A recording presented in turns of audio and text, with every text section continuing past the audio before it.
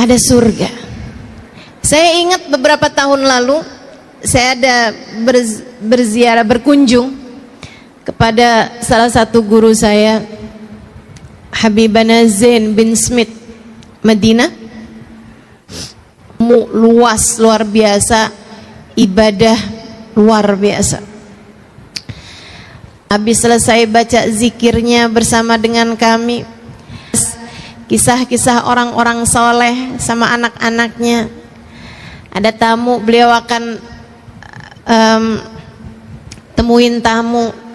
Yang diceritakan adalah hal-hal yang berbau ilmu, hal-hal yang bernilai ibadah, hal-hal yang mendekatkan orang pada Allah Subhanahu wa taala, mendoakan orang lain. Kemudian masuk lagi, mami kami sholat, kemudian dengarkan kami membaca Al-Quran, minta kami untuk baca beberapa hadis dari hadisnya Nabi Muhammad. Beliau kemudian menerangkannya.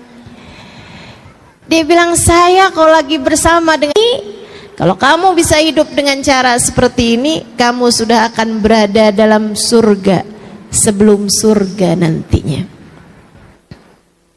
Kata Allah tentang para kekasih-kekasihnya, ala inna awliya Allah la khawfun alaihim walahum yahzanun. Ketahuilah, sesungguhnya para kekasih-kekasih Allah Subhanahu wa taala la khauf alaihim. Mereka enggak punya rasa takut, enggak punya walahum yahzanun, dan tidak pula bersedih hati. Kenapa begitu? Karena Allah telah memandang jiwanya dan memberikan cahaya dalam jiwanya, sehingga di dunia mereka berasa dalam surga tanpa takut, tanpa sedih. Di akhirat kelak mereka adalah para kekasih-kekasih Allah Subhanahu wa taala. Tanggamu tinggal bersama dengan suami, ayat kursi saat masuk dalam rumah. Adakah itu ada dalam rumah tanggamu?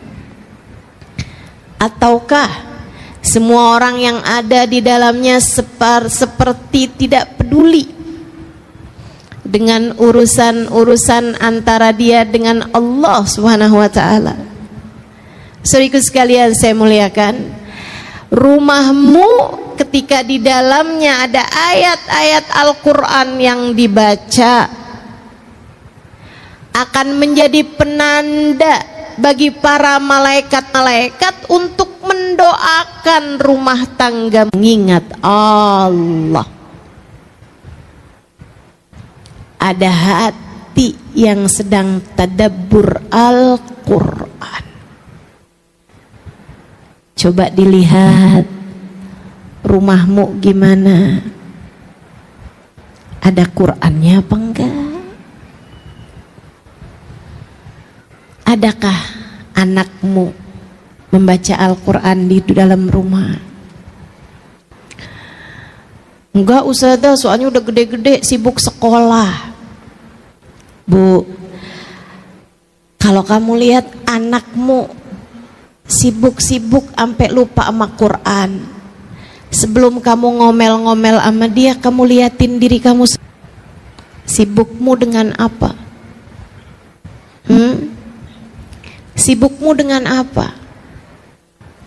Scroll Shopee?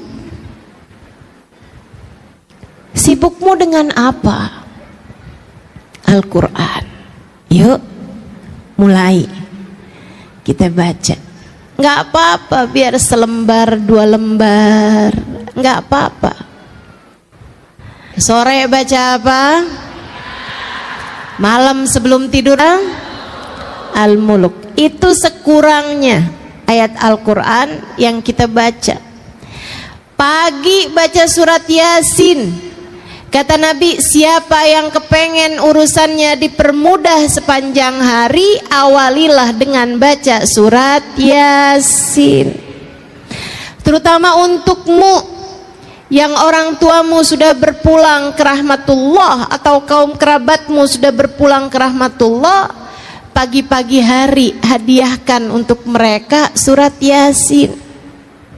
Sebelum baca Yasin, kamu niatkan, ya Allah, Yasin ini saya baca untuk ibu saya yang sudah berada di sisimu, ya Allah, untuk ayah saya yang sudah meninggal dunia, ya Allah, untuk suami saya, ya Allah, yang sudah meninggal dunia. Sebutkan namanya, kemudian mulailah kamu baca surat Yasin. Iqra'u ala mautakum Yasin, kata Nabi Muhammad, bacakanlah Yasin untuk orang-orang yang sudah meninggal dunia di antara kalian. Surat Waqiah di saat sore hari, saudara sekalian. Surat Waqiah surat yang mendatangkan rizki zahir batin. Sayyidina Ibnu Mas'ud ketika mau meninggal dunia mensedekahkan nyaris seluruh hartanya. Ditanya oleh para sahabatnya, wahai Ibnu Mas'ud, kalau semua hartamu kamu sedekahkan, apa yang kamu tinggalkan untuk keluargamu? Beliau menjawab, inni taraktu lahum suratul Waqiah, aku telah meninggalkan kepada mereka surat Al-Waqiah. Aku pesankan kepada mereka untuk selalu membacanya setiap hari, sebab aku mendengar baginda Nabi Muhammad SAW mengatakan, la faqram al-waqi'ah, tidak ada kefakiran bersama dengan surat Al-Waqi'ah. Pengen rezeki lancar zahir batin, jangan jauh-jauh dari baca surat Waqi'ah. Insya Allah. Malam sebelum tidur, boleh habis maghrib, boleh habis isya, kamu baca surat Al-Mulk, surat Tabarakal Muluk. Saudara sekalian yang saya muliakan, surat Tabarak ini pendek aja 30 ayat. Akan tetapi kata Nabi Muhammad, 30 ayat hiyal munji'ah yasyafi'ah min adzabil qabr. 30 ayat dia dapat menyelamatkanmu dari segala macam kubur. Biasakan untuk mengerjakan ketaatan di dalam rumah. Ajak anak-anakmu untuk melakukannya.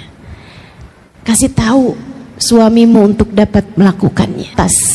Untuk Allah turunkan rahmat sehingga dengannya kamu merasakan ada surga dalam rumah tanggamu. Ketaatan jangan tinggal, sholat berjamaah jangan tinggal.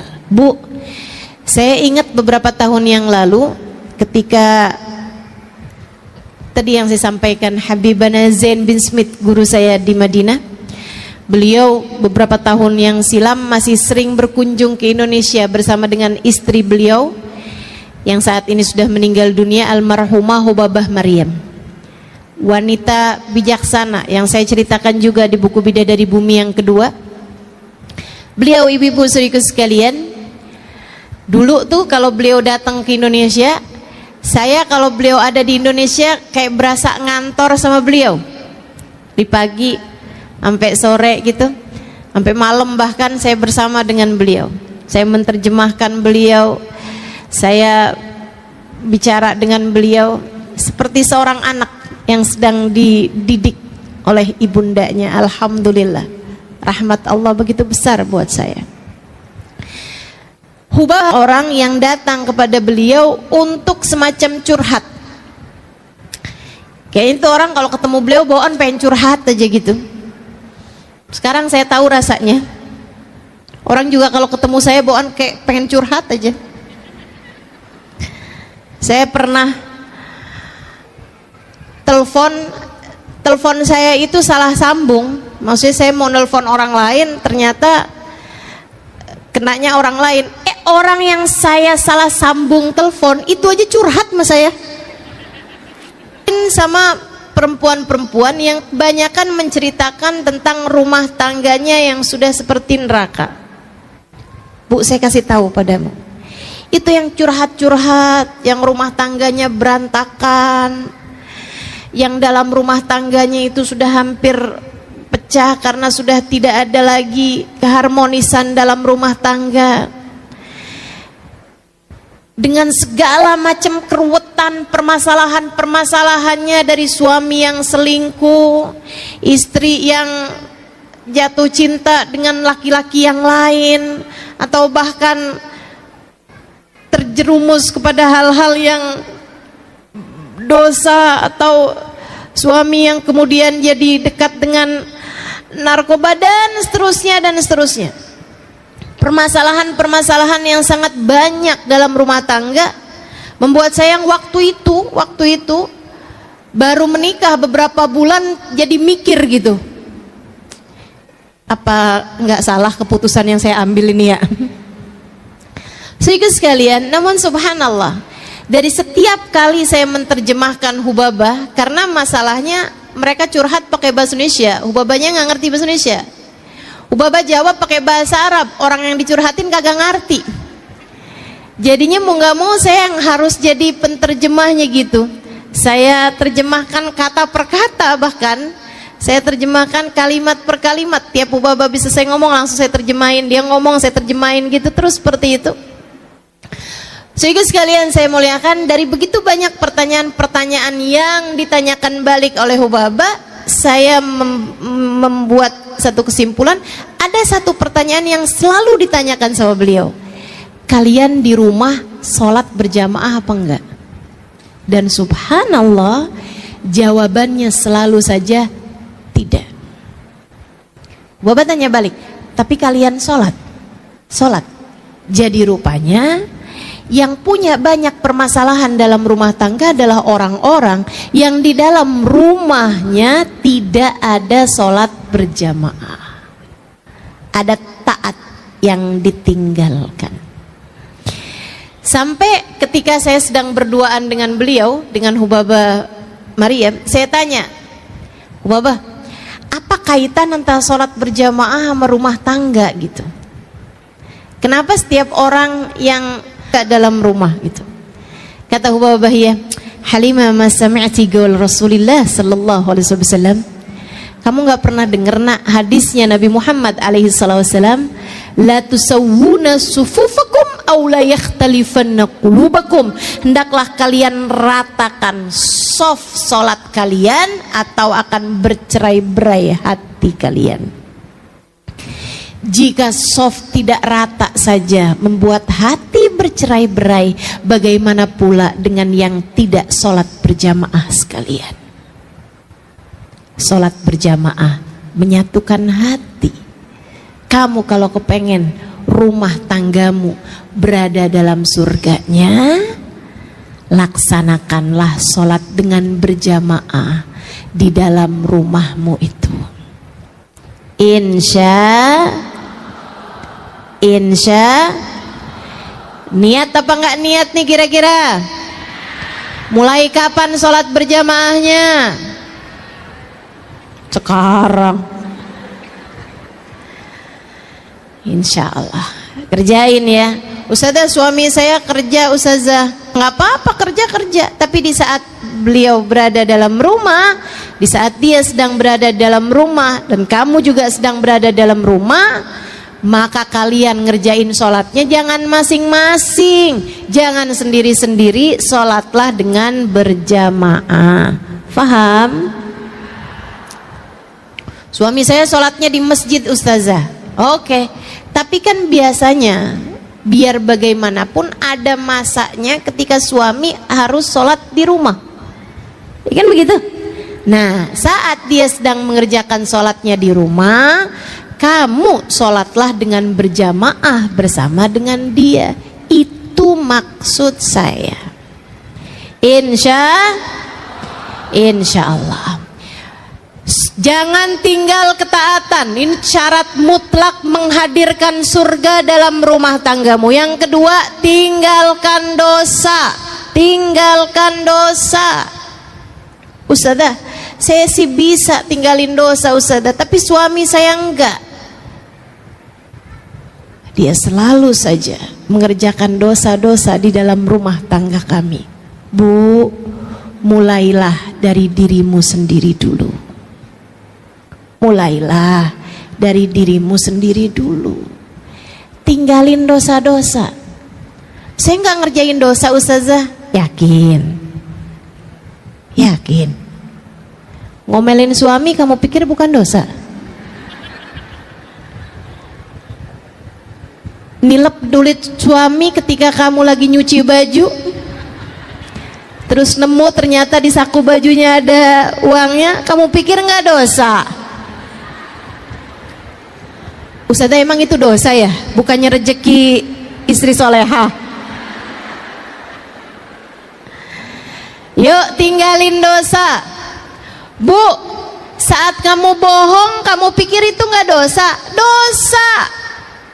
Al-mu'min la yakdzib, kata Nabi Muhammad. Orang mukmin nggak bohong. Orang mukmin nggak bohong. Orang mukmin nggak bohong.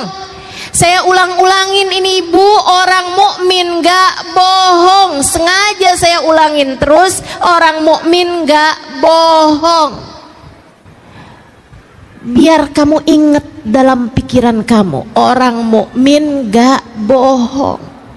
Saat kamu nanti mau berbohong, entah kepada anakmu, entah kepada suamimu, entah kepada siapapun, kamu ingat ucapan saya, orang mukmin gak bohong. Sebab ucapan saya adalah apa yang telah disampaikan baginda Nabi besar Muhammad sallallahu alaihi wasallam ketika beliau ditanya, wahai Rasulullah, yaznil mu'min, apakah orang mukmin ada yang berzina? Kata Nabi Muhammad, bala wa yatub, iya, ada orang mukmin berzina kemudian dia bertaubat. Ya Rasulullah, yasrikul mu'min, apakah orang mukmin ada yang bisa nyuri?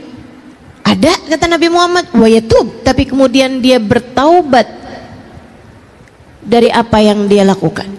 Nabi disebutkan beberapa dosa, kemudian Nabi Muhammad mengatakan na'am wa yatub, iya, tapi kemudian dia bertaubat. Tapi kemudian dia bertaubat. Syaratnya seorang mukmin bukan pada dosanya, akan tetapi pada taubatnya.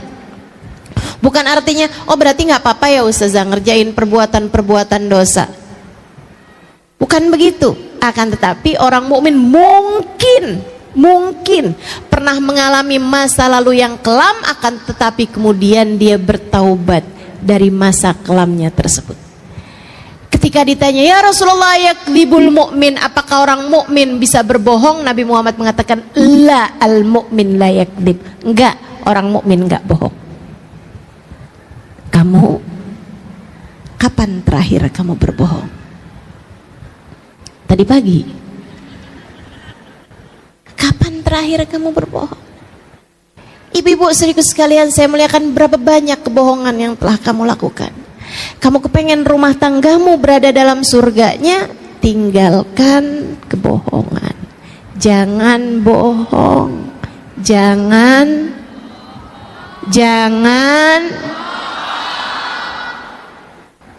ingetin terus ucapan saya ini, jangan bohong. Ibu-ibu sekalian saya muliakan, tinggalkan dosa-dosa apapun itu. Kamu kecewa karena suamimu telah menduakan hatimu dan sebagaimana mestinya, tidak memberi kepadamu apa yang kamu harapkan, hingga satu hari ketika suamimu sudah tertidur di sampingmu, ada pesan masuk, hai, apa kabar? Dari mantan ketemuan waktu reuni kemarin. Saya sih Bu nggak setuju dah Bu sama acara reunian. Banyak yang CLBK. Ya ampun, saya nyesel nggak kawin sama dia. Sekarang udah punya pom bensin. Bahaya banget. Yuk, akhirnya dapat nih WhatsApp nih. Terus dijawab, baik, alhamdulillah. Kamu apa kabar? Tuh, lanjut dah. Baik. Kamu udah makan belum? Ada urusan apa setengah 11 malam tanyain orang udah makan apa belum? Kamu kemudian lihat suamimu itu, nggak pernah nanyain sih udah makan apa belum. Lah orang makannya barengan. Saudaraku sekalian yang saya muliakan, kemudian berlanjutlah apa yang kamu sebut diawali dengan khianat hati, selingkuh batin. Teman-teman saudariku sekalian yang saya muliakan, ini adalah pintu pembuka untuk sebuah dosa besar bernama zina. Dari saling sapa, kemudian ketemuan, kemudian entah apa yang akan kamu kerjakan. Kamu gak pernah tahu. Setan itu sudah profesional mengganggu hamba-hambanya. Jangan pernah buka pintu untuk masuknya setan di dalam urusan rumah tanggamu. Jangan. Bisa jadi laki-laki lain lebih ganteng, lebih perhatian, lebih baik, lebih soleh, tapi dia bukan suamimu. Kunci surgamu tidak berada jalan surga ketika kamu taat baik padanya, jalan neraka ketika kamu menghina dia, ketika kamu tidak memperlakukan dia dengan semestinya. Jangan terbiasa mengerjakan dosa dalam rumah tanggamu. Angkat dah dosa-dosa, tinggalkan dosa. Pasti akan lebih damai, pasti akan lebih harmonis, pasti akan banyak turun rahmatnya Allah Subhanahu wa ta'ala kepada rumah tanggamu. Yang ketiga, teman-teman saya sekalian, yang pertama tadi apa? Jangan tinggal taat. Yang kedua apa? Berada di dalam surganya dalam rumah tanggamu. Apa kaitannya Ustazah? Apa kaitannya? Ini saya ceritain. Apa kaitannya? Saya punya teman. Dia seorang daiyah, seorang ustazah di Australia. Teman saya kan banyak, Bu, jangan ngiri. Seorang daiyah di Australia. Satu waktu saat kedatangannya di Indonesia, dia cerita. Namanya Ustazah Ummu Abdurrahman. Dia cerita bahwa dia itu berdakwah di Australia dan ada banyak di antara orang-orang yang mulai masuk dalam agama Islam, sehingga dia banyak mentalkin orang-orang. Sering banget datang ke rumah dia, duduk di ruang tamunya, bahkan di saat dia lagi nggak ada dalam rumah. Nanti kalau pas dia kebetulan pulang, si tetangga itu ada di depan rumah, ada di ruang tamu gitu, dia nanya, ada yang bisa saya bantu? Oh iya, saya kehabisan garam, boleh minta garammu? Dikasihin. Tambah kamu buat duduk aja gitu, kayak tenang banget. Saya nggak ngerti kenapa. Dia bilang padahal rumah tetangga saya ini jauh lebih mewah, jauh lebih bagus daripada rumah saya. AC-nya jauh lebih dingin daripada AC di rumah saya. Dia bilang daripada AC di rumah saya. Dia bilang dekorasinya interior dalam rumahnya jauh lebih indah daripada rumah saya. Tapi dia mengatakan bahwa setiap kali saya duduk di dalam rumahmu, seperti saya berada di dalam surga. Saya nggak ngerti kenapa. Dia bilang, saya pun kemudian kasih tahu sama dia tentang Islam dan lain sebagainya. Tapi dia mengatakan, kenapa di rumah umat Islam kebanyakannya seperti berada di dalam surga? Kenapa? Karena umat Islam dalam hatinya punya cinta kepada Nabi Muhammad. Kenapa begitu? Kenapa kalau orang dalam hatinya punya cinta kepada Nabi Muhammad, kenapa bikin hati orang jadi adem bahkan ketika berada di dalam rumahnya? Karena Nabi Muhammad, Allah mengatakan tentangnya, a'udzubillahi minasyaitonirrajim, wa ma arsalnaka illa rahmatan lil alamin. Dan tidaklah kami utus engkau wahai Nabi Muhammad melainkan sebagai bentuk kasih sayang kami, rahmat kami di atas muka bumi ini. Maka teman-teman saudaraku sekalian, kalau dalam hatimu punya rasa cinta yang besar kepada Nabi Muhammad, senang baca sholawat kepada Nabi Muhammad, bakalan adem hatimu dan bakalan adem pulalah rumahmu. Yang terakhir, kalau kamu kepengen rumah tanggamu jadi tempat turun hujan rahmatnya Allah, menjadikan rumahmu ada surga di dalam rumahmu, saudariku sekalian yang saya muliakan, terakhir, cobalah belajar untuk memiliki akhlakul karimah, akhlak yang baik kepada siapapun. Bangun akhlak yang bagus, bangun akhlak yang baik. Ucapan kasar, kalimat yang menyakitkan hati, tinggalkan. Marah-marah, apalagi nggak jelas marahnya sebabnya apa, tinggalkan. Tinggalkan. Semua bentuk dari akhlak-akhlak yang buruk itu adalah penyebab dari rumahmu seperti berada di dalam neraka. Cobain belajar buat punya akhlak yang baik. Kalau ada suami lagi marah, liatin aja. Liatin aja. Kemudian kalau dia marah-marah, ngomong-ngomong yang gak enak gitu, Bu, kamu dengerin aja tapi gak usah percaya. Gak usah percaya. Sebab yang berbicara bukan hatinya.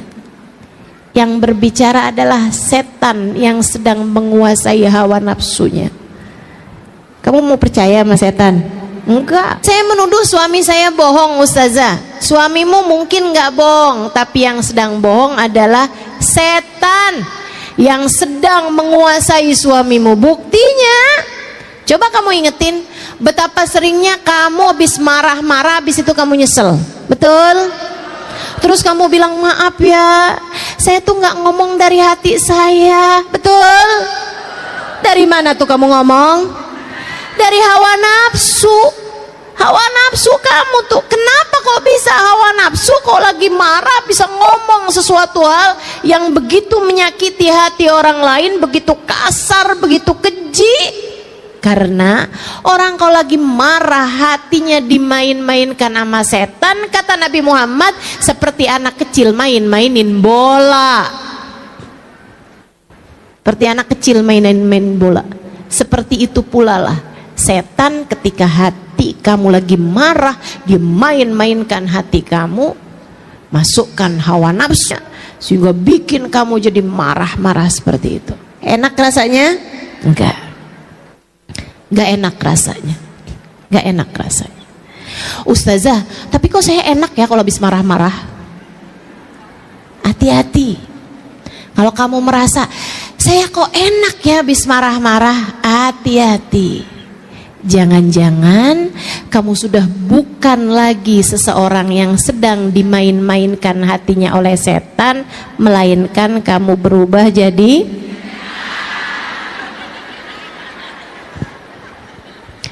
yang seneng kalau lagi marah-marah itu setan, Bu, bukan manusia. Jadi ibu-ibu sekalian yang saya muliakan, yuk bismillah, akhlak kamu diperbaiki sama anak, ngomong yang enak, sama suami ngomong yang enak. Kalau lagi kepengen ngomong yang gak enak, Bu, pamitan aja dulu, pergi wudhu.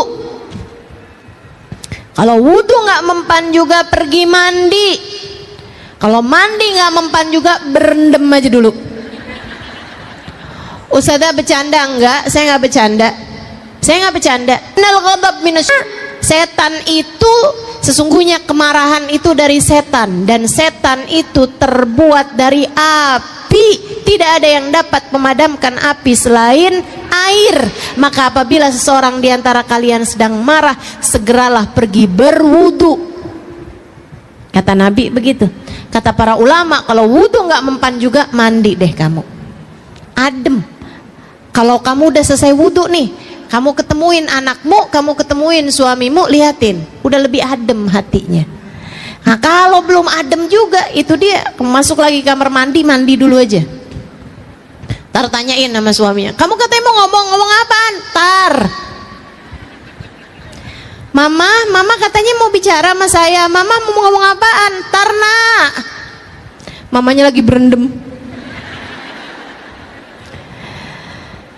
Masya Allah. Yuk teman-teman sekalian sekalian yang saya muliakan, belajar buat punya hati yang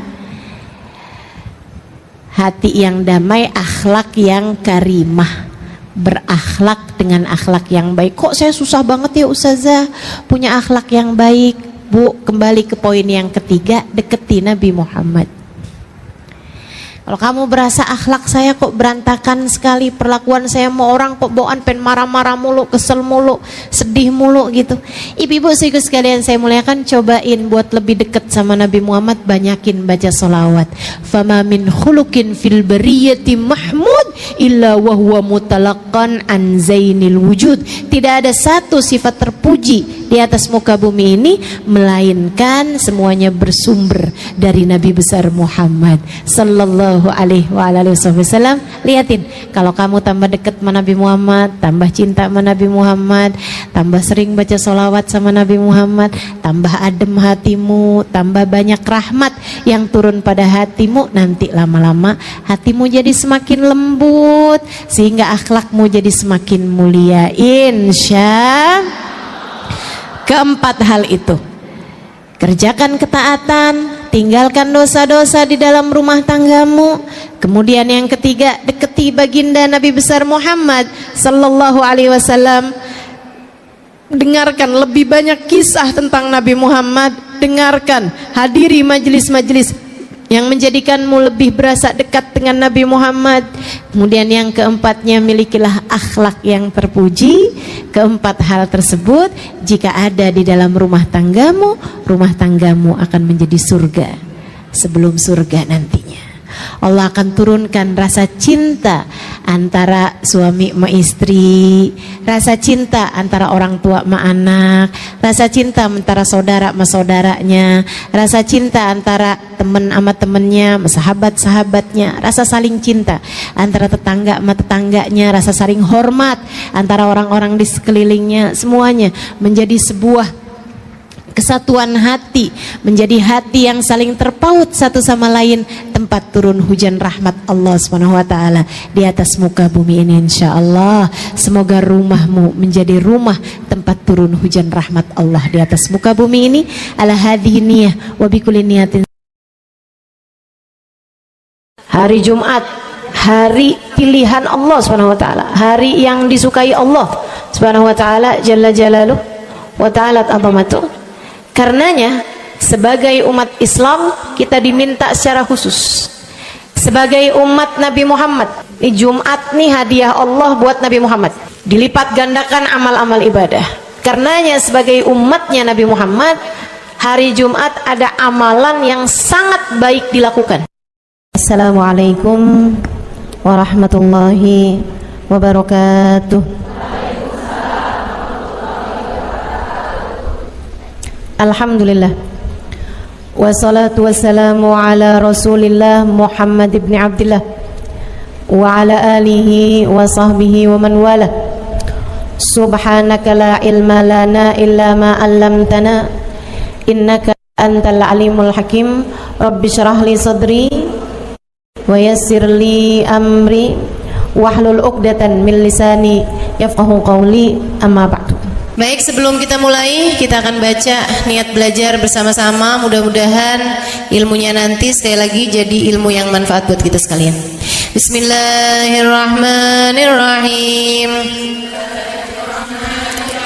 Nawaitu ta'allum wa ta'lim wan naf'a wal intifa' wal mudzakarah wat tadhkir wal ifadah wal istifadah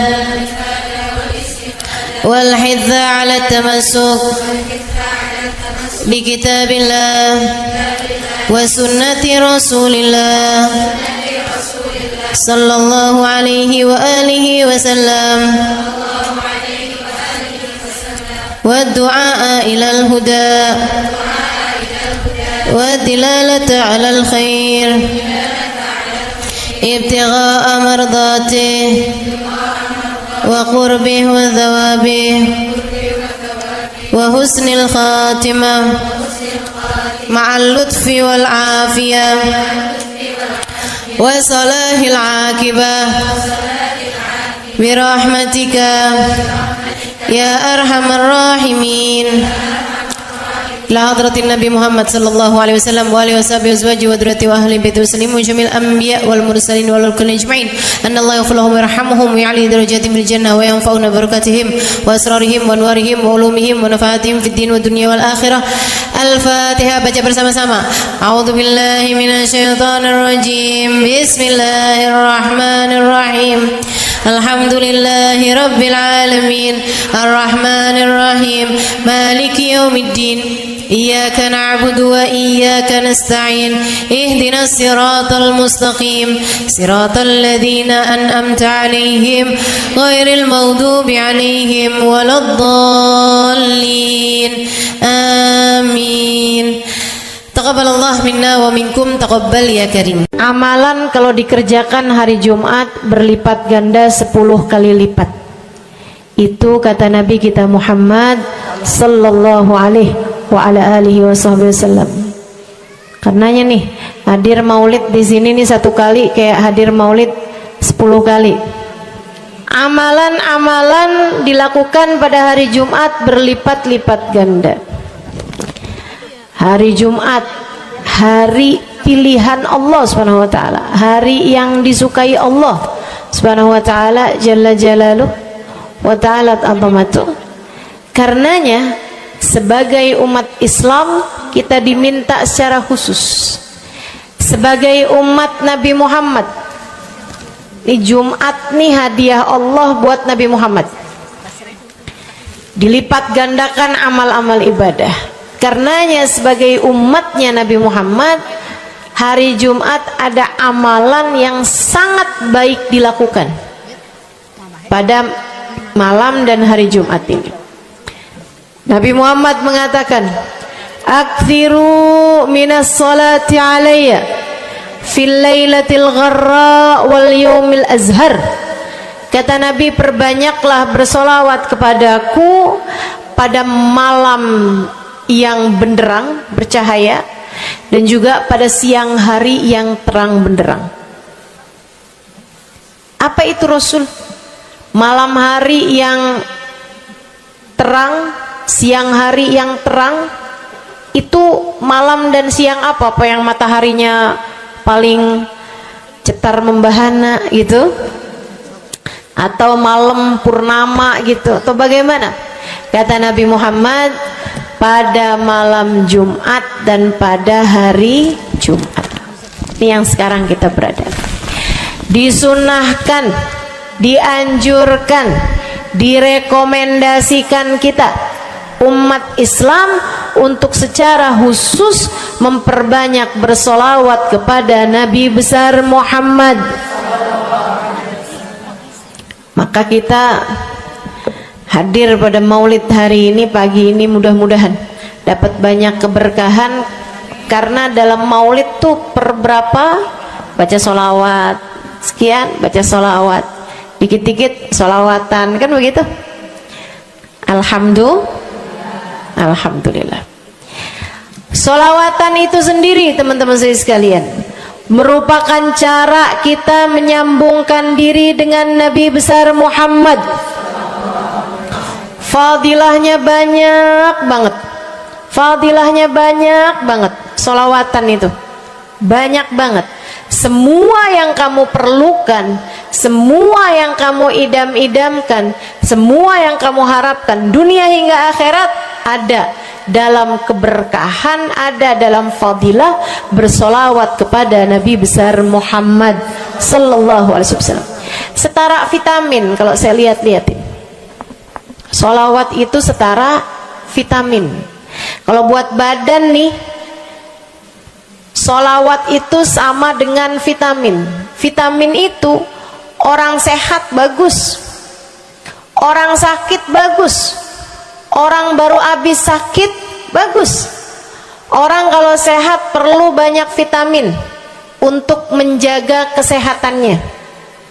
Orang kalau sakit perlu vitamin biar cepat sembuh dari sakitnya, kan begitu? Orang kalau baru habis sakit, baru habis operasi, nah itu vitamin mesti perbanyak biar cepat pulihnya. Demikian pula dengan vitamin bagi kehidupan dunia akhirat kita adalah salawat kita kepada Nabi besar Muhammad sallallahu alaihi wasallam. Orang kalau banyak baca salawatnya, insya Allah penyakit-penyakit hati ini mudah-mudahan disehatkan Allah. Penyakit-penyakit pikiran mudah-mudahan disehatkan Allah. Masalah-masalah yang ruwet-ruwet biar jadi pada lancar. Jalan-jalan yang sepertinya buntu mudah-mudahan jadi terbuka. Keadaan-keadaan yang tidak menyenangkan, semoga dengan berkat salawat kita kepada Nabi Muhammad, Allah subhanahu wa ta'ala gantikan dengan keadaan-keadaan yang menyenangkan. Insya Allah. Sholawat banyak benar manfaatnya. Meskipun tentu aja sholawat bukan asal sholawat. Maksudnya gimana Ustazah? Sholawat bukan asal sholawat. Sholawatnya harus ditambahin plus 1 aja minimal. Ada beberapa, tapi seenggaknya 1 aja kamu punya.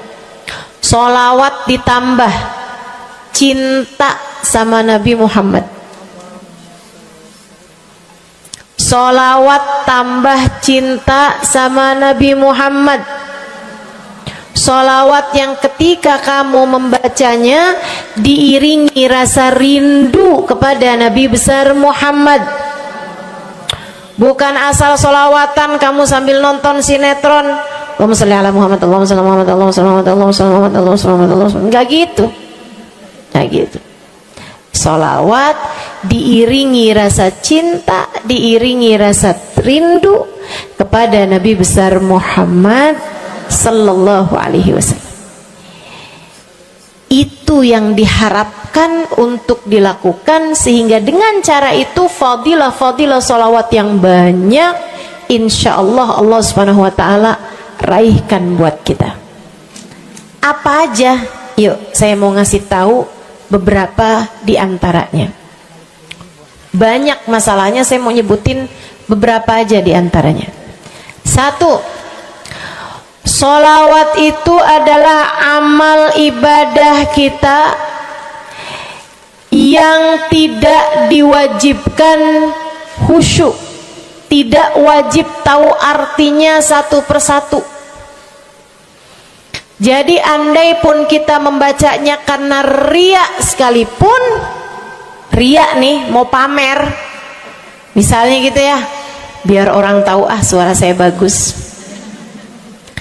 Allahumma sholli ala sayyidina Muhammadin tibbil qulubi wa dawaiha wa afiyatil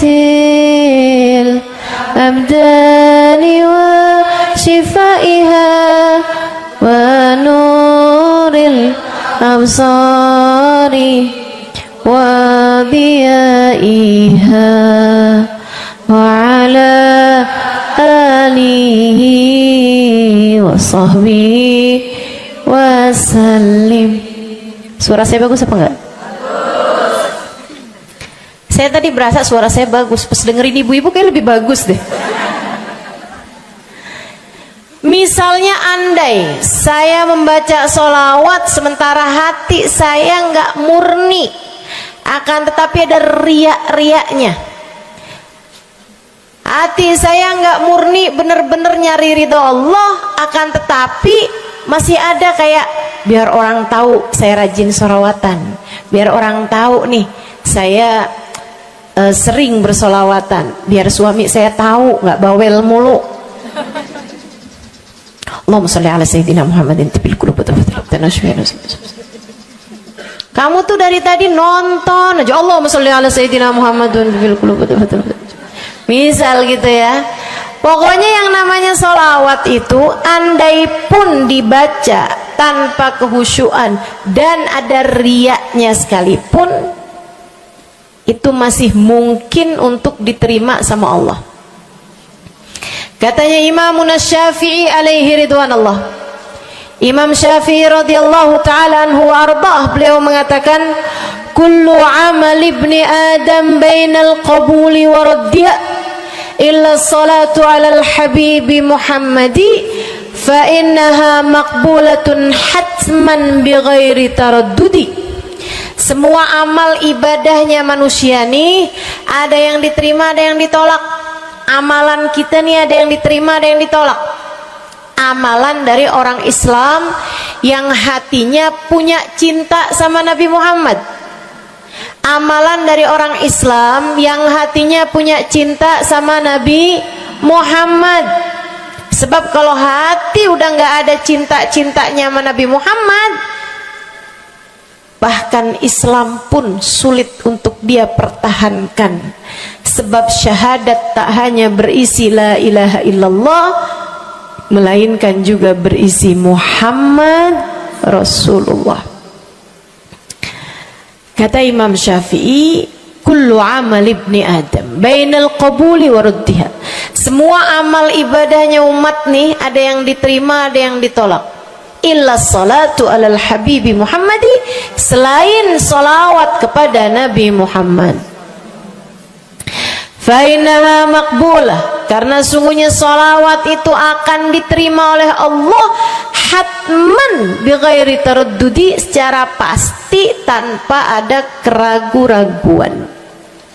Kamu mati bawa iman, salawatmu semua diterima sama Allah. Dengan syarat tadi, mati bawa iman, salawatmu akan diterima semua sama Allah Subhanahu wa taala jalla jalaluhu wa ta'ala azamatuh. Saya pernah nanya sama saya punya kiai di Tegal. Saya bilang, kenapa sholawat itu pasti diterima sama Allah? Beliau memberikan ibarat. Kata beliau, karena Nabi Muhammad itu kekasih Allah. Karena Nabi Muhammad itu manusia paling tercinta di sisi Allah. Sehingga apapun kalau lewat jalannya Nabi Muhammad, itu akan lebih mudah buat diterima sama Allah. Semacam begini loh, kata kiai saya, semacam begini nih. Kamu kalau kirim surat misalnya ke gubernur, apalagi presiden, apalagi raja misalnya, kamu kalau mau kirim surat kepada orang besar, maksudnya orang yang memiliki kekuasaan atau pangkat atau apapun lah. Nah itu kan mau nyampe nya surat tersebut dari kampung nih, minta jalannya dibenerin, mau kirim surat ke gubernur, itu mesti lewat desa, habis desa ke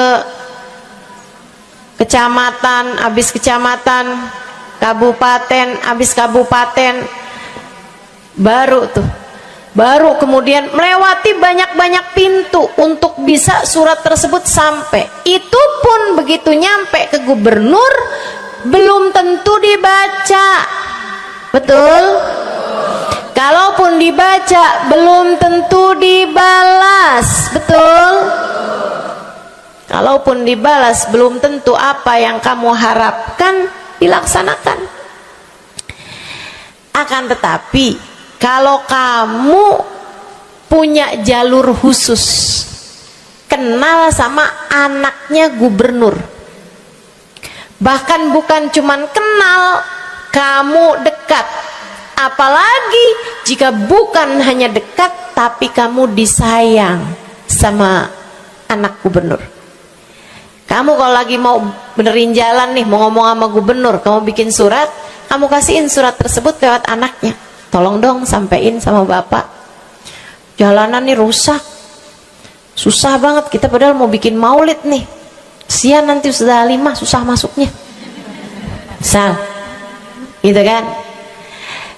Kalau kita ngomong sama dia nih, dia bilang iya deh, tenang, saya sampein sama bapak saya. Nungguin bapaknya pulang kantor sambil pijit-pijit kaki, kasihin tuh surat, Pak bacain dong Pak, dari teman saya nih, kan begitu. Si bapak baca, habisnya dibaca, bakalannya dibales. Iya deh, nanti saya bangunin tuh jalan sesegera mungkin, kan begitu. Kalau kemudian jalanannya itu dibagusin, dibaca, gubernur ini karena sayang sama yang bikin surat atau karena sayang sama anaknya?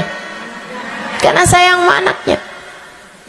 Kamu kalau ngerjain ibadah, Bu, Kak, Dek, sholat itu yang diterima hanya kadar kehusyuannya. Sedekah itu yang diterima hanya kadar keikhlasannya. Ibadah-ibadah itu buat diterima hari-hari. Saya pernah baca satu hadis yang diriwayatkan dari Sayyidina Mu'ad bin Jabal. Ternyata tiap langit ada malaikat penyensor amal, tidak akan bisa sampai ke hadirat Allah kecuali jika amal tersebut benar-benar bersih, murni. Nggak ada namimah, ngadu domba sepanjang hari tersebut, nggak ada fitnah, nggak ada benci sama salah satu walinya Allah. Buat amal ibadah diterima di sisi Allah itu bukan main susahnya. Meskipun tentu saja walaupun susah kita sih kerjain, tetap aja kerjain. Bukan berarti oh sholat belum tentu diterima, ya udah dah kalau gitu nggak usah sholat. Ya, ibadah mau kita kerjain aja, sholat kita kerjain, semua kita kerjain, meskipun diterima atau enggaknya itu urusan Allah Subhanahu wa taala. Tapi kalau kamu mau tahu, ada amal lulus sensor, atau tepatnya kita nih dikasih sama Allah Subhanahu wa taala karena sayangnya Allah, karena cintanya Allah kepada nabi kita, kita dikasih sama Allah Subhanahu wa taala amalan tanpa sensor, langsung diterima. Apa itu? Sholawat kepada baginda Nabi besar Muhammad.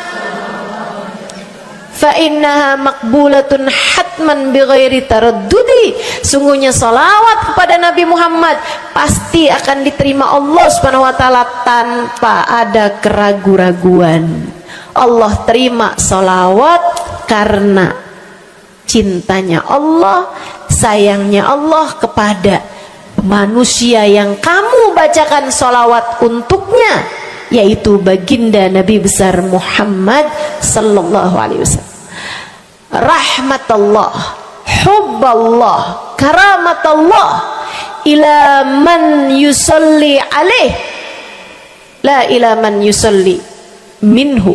Allah tuh rahmat, sayang, cinta kepada orang yang dibacakan sholawat kepadanya, sehingga sholawat diterima bukan karena memandang siapa yang membaca sholawat tersebut.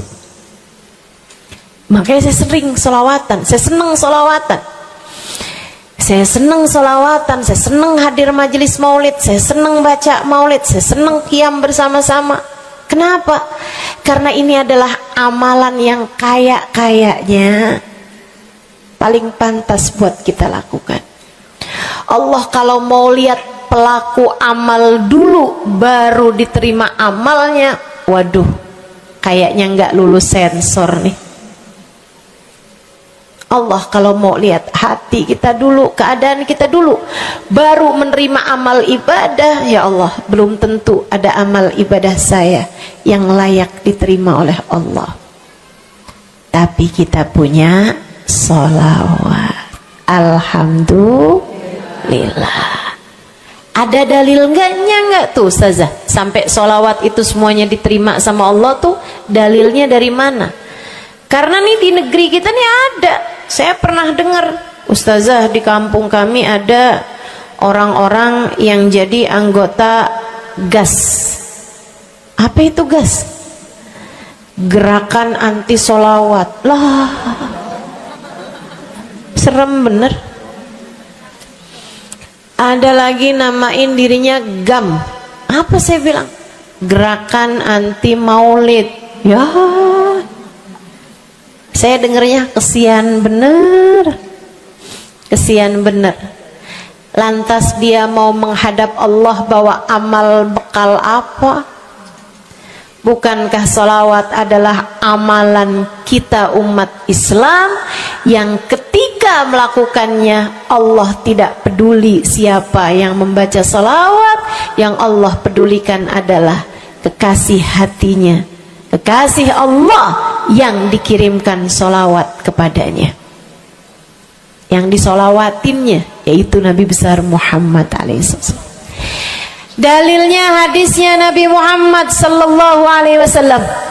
Kata Nabi Muhammad, mulailah doa kalian dengan salawat padaku, akhirilah doa kalian dengan salawat padaku, karena sesungguhnya salawat padaku akan diterima Allah. Masakah Allah menerima depan, menerima belakangnya, dan kemudian menolak tengah-tengahnya? Gitu kata Nabi. Diajarin, kamu kalau doa solawatan dulu, ntar abis doa juga solawatan lagi. Biar kenapa Rasul? Biar di awal diterima udah pasti, di akhir diterima udah pasti, tengah-tengahnya nih doa kamu biar diterima sama Allah SWT. Artinya bahwa solawat itu memang amalan kita yang akan diterima Allah Subhanahu wa ta'ala. Andai nggak ada fadilah solawat selain yang ini, saya akan bersolawat.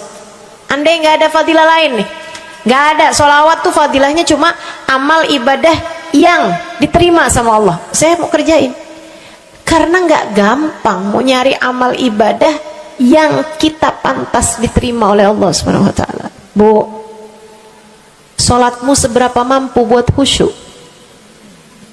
Hah?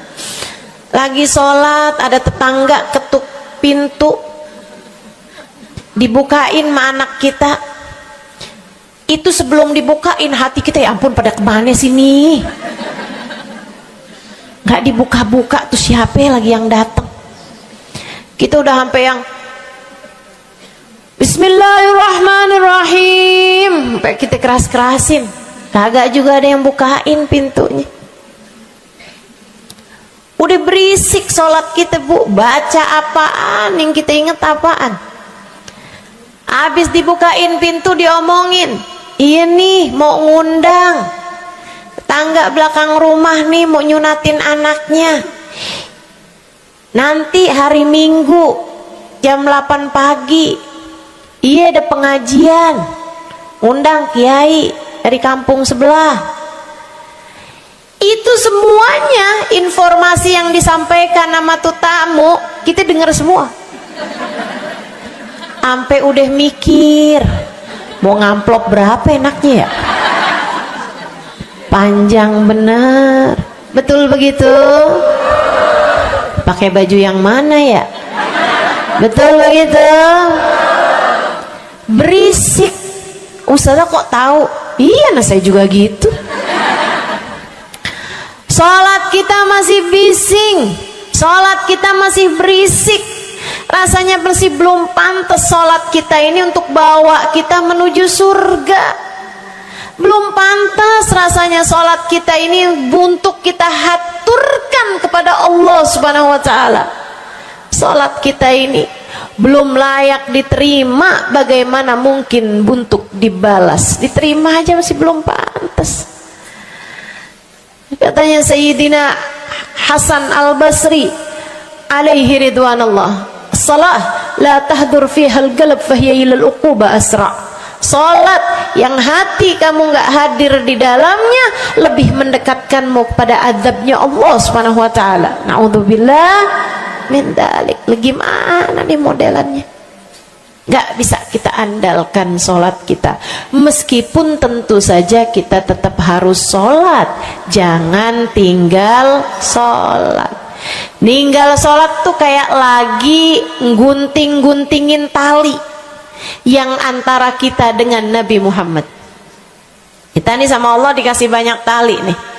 Kamu kalau berani ninggal sholat tuh kayak lagi guntingin tali. Sekali ngerjain, cret, putus.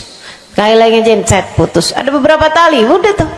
Ninggalin sholat beberapa kali dengan kesengajaan, dengan pengetahuan, sangat sulit untuk menyambungkan dirimu dengan baginda Nabi besar Muhammad Sallallahu Alaihi Wasallam yang telah mengatakan sesungguhnya perbedaan antara kita dengan orang non muslim adalah urusan sholat. Jadi itu fadilahnya sholawat. Jadi amal ibadah yang akan diterima Allah. Yang kedua, sholawat itu fadilahnya teman-teman sekalian menjadikanmu lebih mungkin dikenal sama Nabi Muhammad. Ini kalau buat saya penting banget. Jadi seseorang dikenal sama Nabi Muhammad. Ibu, kata orang nih saya terkenal. Diam semua. Kata orang saya terkenal. Seenggaknya follower saya lebih banyak lah daripada ibu-ibu. Ya kan begitu? Seenggaknya yang dengerin kajian-kajian saya lebih banyak lah daripada yang dengerin ibu-ibu di rumah. Tapi ya Bu, kalau saya pikir-pikirin, sebenarnya dikenali sama siapapun itu enggak jadi manfaat kalau saya tidak dikenal sama Nabi Muhammad. Sebagaimana ibu-ibu, andai nggak ada siapapun mengenal dirimu Bu, kayak tetangga aja mau ngawinin kamu nggak diundang, misal andai nih saudara kita sendiri kenal tapi kayak nggak mau kenal gitu. Andai nggak banyak orang kenal sama kita gitu kan, karena ya kita bukan sesiapa, misalnya gitu. Ibu-ibu saudaraku sekalian, itu Bu nggak cukup berpengaruh bagi dunia akhiratmu, bagi dunia terutama bagi akhiratmu, jika meski tidak banyak orang mengenalmu, akan tetapi Nabi Muhammad Sallallahu Alaihi Wasallam mengenalmu. Saya sering bercerita tentang Zarqa, seorang perempuan, nggak ada siapapun kenal. Tetangganya kenal juga gitu aja, nggak ada yang sayang gitu, nggak ada yang cinta gitu kan, nggak ada yang perhatian gitu juga, biasa aja. Perempuan paruh baya, nggak punya sesiapa, tinggal sebatang kara di rumah, mau bikin baik sama orang, ngasih sedekah sama orang juga nggak punya duit banyak-banyak gitu, buat hari-hari sendiri aja gitu. Akan tetapi satu hari Islam masuk ke dalam hatinya, membuat Zarqa jatuh cinta kepada Nabi Muhammad. Hatinya penuh cinta kepada baginda Nabi. Satu hari Zarqa kangen gitu sama Nabi. Ya Allah, masuk Islam udah tua-tuaan gini ya, jalan susah. Tapi masa sih saya nih di dunia tinggal sezaman sama Nabi Muhammad, tapi saya nggak bisa sering-sering ketemu sama Nabi. Paksain aja dah. Bismillah dah. Keluar dari rumahnya Bu, jalan aja terus. Berjam-jam sampai ke Madinah. Di Masjid Nabawi, Masjid Madinah, masjidnya Nabi, duduk nungguin Nabi. Mau ngetuk pintu, nggak sopan, berasa nggak adab, nggak akhlak ngetuk rumah Nabi Muhammad alaihissalam. Nungguin di luar di masjid. Sambilan nungguin dilihat ada sampah, ada kotoran-kotoran di sekitar masjidnya Nabi. Di lantainya kan tanah, dindingnya juga bukan sesuatu yang ini gitu, nggak dicat juga gitu kan. Akhirnya diambilin sampah-sampah tersebut, Dibersihin masjid Nabi Muhammad, disapuin sama dia masjid Nabi. Dia melakukan itu bukan karena apaan sih nih orang-orang nih masjidnya dibiarin kotor, astagfirullah, nggak gitu. Tapi dia melakukan itu bukan sambil ngomelin orang-orang yang buang sampah sembarangan, akan tetapi karena rasa cinta kepada baginda Nabi besar Muhammad sallallahu alaihi wasallam. Nabi keluar, disamperin Bu sama Nabi Muhammad. Karena Nabi itu urusannya urusan hati. Jadi kamu kalau kepengen dikenalin sama Nabi bukan dengan wah ada maulid Nabi nih saya harus duduk paling depan, enggak. Urusan sama Nabi itu urusan hati. Urusan sama Nabi urusan rasa, bagaimana kamu terhadap Nabi Muhammad sallallahu alaihi wasallam, seperti itu pula lah Nabi Muhammad kepadamu. Kamu sering merasa rindu sama Nabi, Nabi juga rindu sama kamu.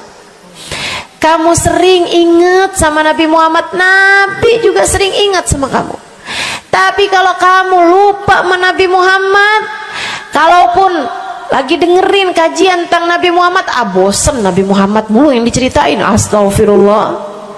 Atau kamu baru inget sama Nabi Muhammad di saat-saat seperti ini, pas udah pulang ke rumah, mikirin urusan tagihan listrik, mikirin urusan makan siang, makan malam, harus masak apa, sampai Nabi Muhammad nggak pernah lagi ada di pikiran kamu.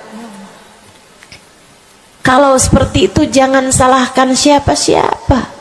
Jika kamu pun juga menjadi seseorang yang dianggap lalu saja oleh Nabi Muhammad, nggak dikenali secara khusus. Nabi Muhammad kenal sama semua umatnya, betul, tapi dikenali secara umum. Pengen dikenali secara khusus, nih dia nih caranya. Zarqa Bu disamperin sama Nabi Muhammad, hatinya punya rasa cinta, khidmah sama Nabi Muhammad alaihissalam. Samperin sama Nabi, tanyain, Bu dari mana? Saya nggak pernah lihat ibu selama ini. Saya dari kampung saya Rasul. Sebutin nama kampungnya, misalnya gitu. Apa tuh tadi? Soreang. Nah, itu. Jambu. Dari Jambu. Kamu dari mana? Dari Jambu. Berasa ulet ya? Keluar dari Jambu.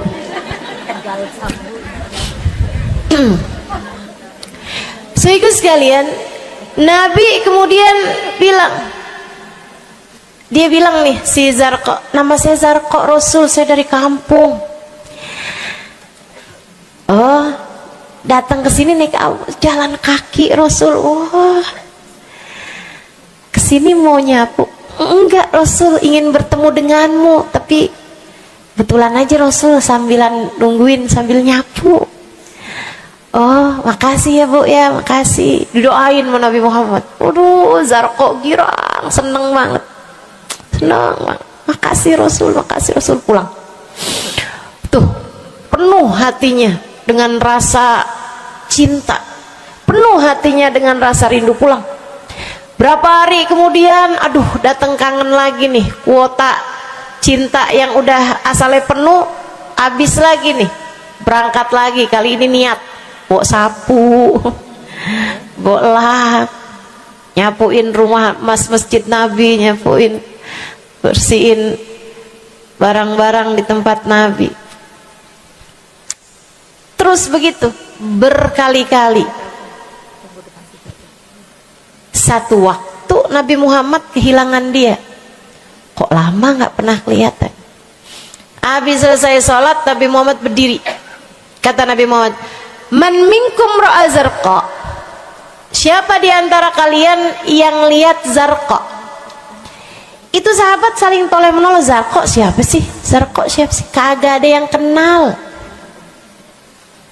Nggak ada yang kenal, tapi Nabi Muhammad kenal, dan itu cukup. Andai itu terjadi kepada saya, andai tak ada sesiapa pun kenal, tapi Nabi Muhammad mengenal saya, itu cukup.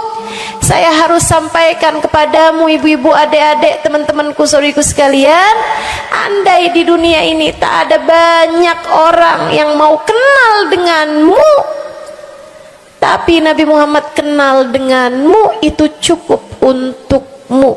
Kayak Zarqa nih, sahabat pada toleh-toleh, siapa sih Zarqa, siapa sih Zarqa.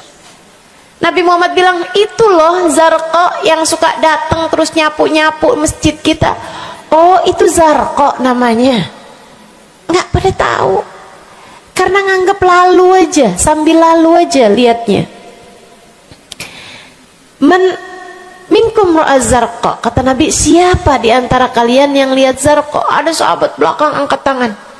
Ya Rasulullah, kalau yang itu kayaknya saya tahu deh Rasul, dia tetangga walaupun agak jauh dari saya, tapi ya masih sekampung sama saya Rasulullah. Kata Nabi, bagaimana keadaannya? Sudah lama nggak lihat dia, apakah dia sakit? Innaha matat ya Rasulullah, dia udah meninggal dunia wahai Rasul. Merah padam muka Nabi Muhammad karena marah. Kata Nabi Muhammad, halla tukhbiruni hatta usalli alaiha. Kenapa kamu nggak ngabarin saya waktu Zarqa meninggal? Saya kepengen nyolatin dia. Sahabat itu bilang, edir nih ya Rasulullah, maafkan saya wahai Rasul, rumahnya jauh dan saya nggak tahu bahwa engkau kenal sama dia. Masuk di akal juga kan alasannya, dan Nabi memang menerima alasan dari seseorang ketika dia berbuat kesalahan-kesalahan. Kata Nabi, kamu tahu kuburnya? Tahu Rasul. Idan dullani ala qabriha hatta usalli alaiha. Kalau gitu tunjukin saya di mana kuburnya, saya akan mensolati dia dari depan kuburnya. Bu, Nabi berdiri, sahabat ini berdiri, sahabat-sahabat semasjid berdiri. Mereka ikut semuanya jalan barengan sama Nabi berjam-jam jauhnya, hanya untuk Nabi Muhammad mensolati seorang perempuan yang bahkan tidak ada sesiapa pun yang mengenal dia. Bu, orang kalau disolatin sama Nabi, kebayang kayak apa nikmat kuburnya. Orang kalau di dunianya dicari menabi kayak begini, di akhiratnya pasti dicari menabi. Orang kalau dicari sama Nabi Muhammad di akhirat, kelar semua urusan, beres semua urusan, hisab, adab lewat semuanya, dicari sama Nabi Muhammad. Manusia yang dikasih Allah bisa pegang kunci surga. Kunci surga itu Nabi Muhammad yang pegang. Jadi ibu-ibu sekalian, kamu belajarlah, berusahalah buat jadi orang yang dikenali sama Nabi Muhammad. Gimana caranya Ustazah? Salah satunya adalah dengan bersolawat.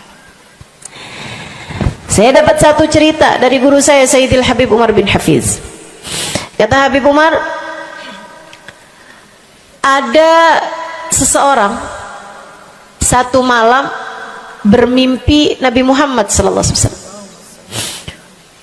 Dia seorang dai, seorang ulama, seorang yang banyak dengarkan orang. Satu waktu dia bermimpi, dia lagi ada di depan pintu rumahnya, kemudian dia lihat Nabi Muhammad lewat.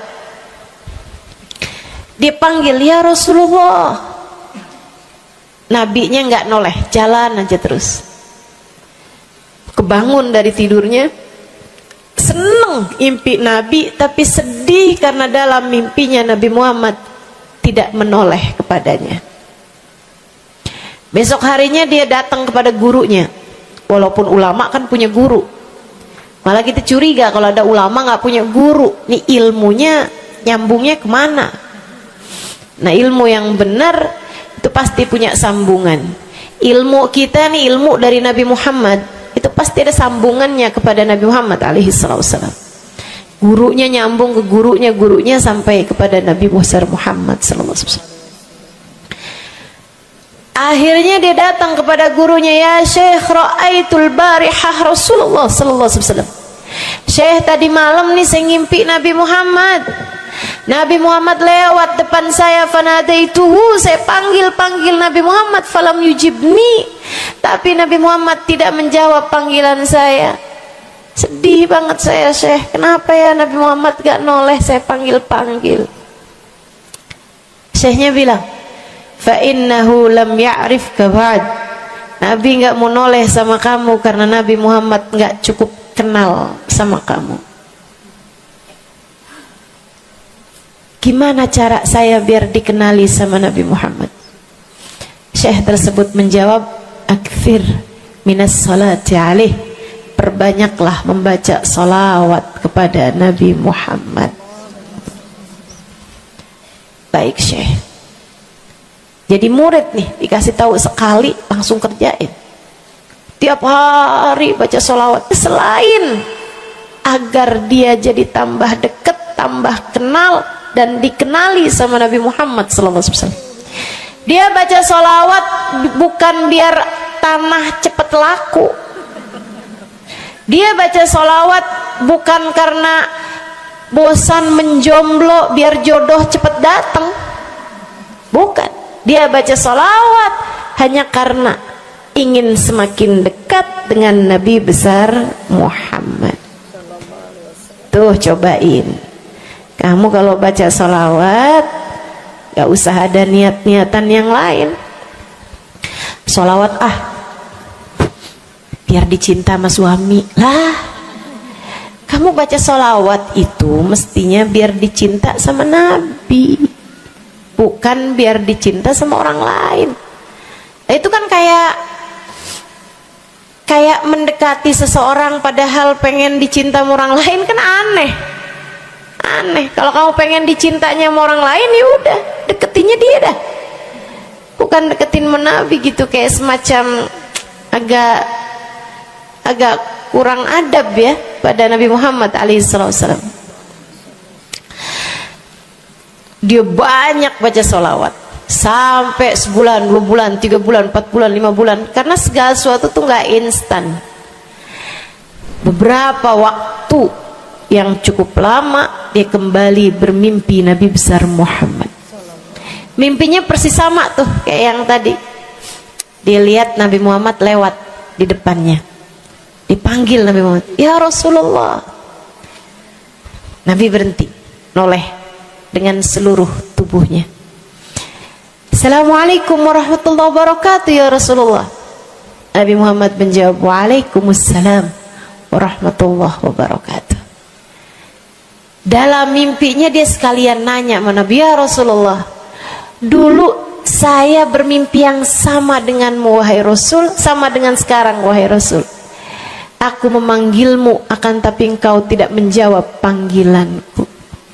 Nabi Muhammad mengatakan, dzakal yaum lam a'rifka ba'd. Hari itu saya belum cukup mengenalmu. Falamma aktsarta minas salati alayya, tatkala kamu banyak membaca salawat kepadaku, sirtu arifuk, sekarang aku jadi kenal denganmu. Enak bener. Mau baca salawatan? Banyak-banyak. Kapan mulainya? Maksud saya dalam hari-hari kamu tuh. Minggu depan mulainya, hari ini insya Allah ya. Sehingga sekalian saya muliakan tuh sholawat fadilahnya. Pertama, amal yang pasti diijabah, amal yang pasti diterima. Yang kedua, banyak baca sholawat membuat kamu kenal dan dikenali sama Nabi Muhammad sallallahu alaihi wasallam. Yang ketiga nih, sampaikan oleh Nabi Muhammad alaihi wasallam kepada sahabatnya. Yang ketiganya adalah menjadikan dosa-dosa terampuni dan menjadikan kesusahan-kesusahan diangkat Allah SWT. Jadi ini 3 dan 4 ya. Dosa diampuni, kesusahan-kesusahan diangkat Allah Ta'ala. Seorang sahabat mendatangi Nabi Muhammad, kemudian berkata, ya Rasulullah, inni ukthir minas salati alaikam ja'altuhu lak. Wahai Rasul, saya senang banget baca salawat kepadamu. Berapa dari salawatku yang aku hadiahkan untukmu? Nah, ini ada beda pentafsiran. Ada tafsir yang mengatakan dari salawat tersebut yang banyak itu berapa yang saya hadiahkan untukmu gitu. Atau tafsir yang lain, saya senang menggunakan waktu luang bersolawat padamu.